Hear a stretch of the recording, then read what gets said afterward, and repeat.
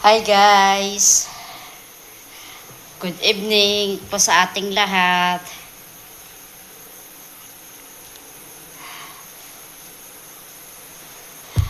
At matapos na naman po ang isang araw po natin ngayong maghapon.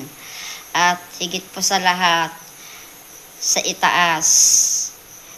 At doon tayo magpapasalamat sa Panginoon Diyos. Ang topic po natin ng vlog na ito ay bakit kaya may mga taong nakaangat lang sa buhay. Yung bang masyado ng mataas ang tingin sa sarili.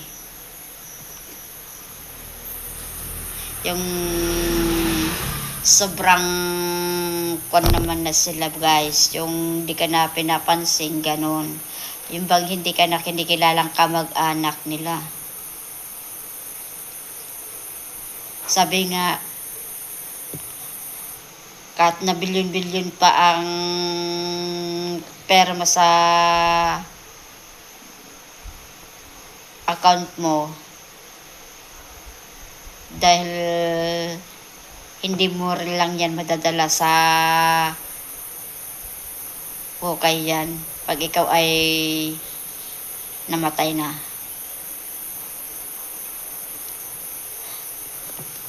Diba guys, ang mga kamag-anak talaga ay magtutulungan sana.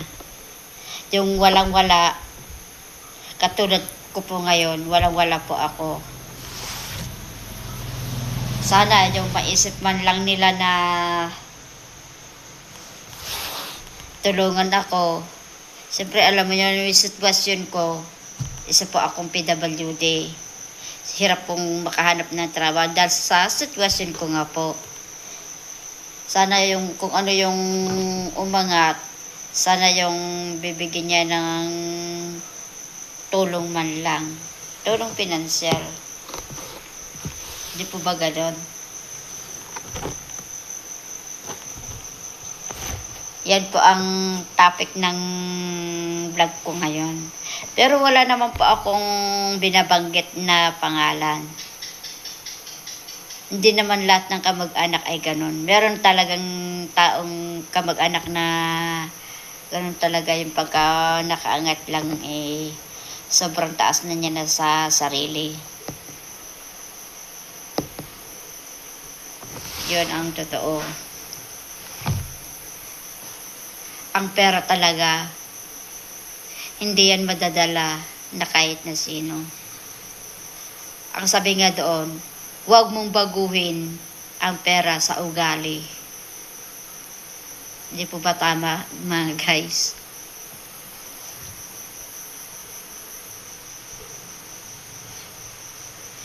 Ito po yung nagtatapos na yung aking vlog. Marami po salamat sa inyong pagtangkilik at pagsuporta sa akin. Sana ay patuloy niyo po akong suportahan. Maraming salamat po sa inyong lahat at isang magandang gabi.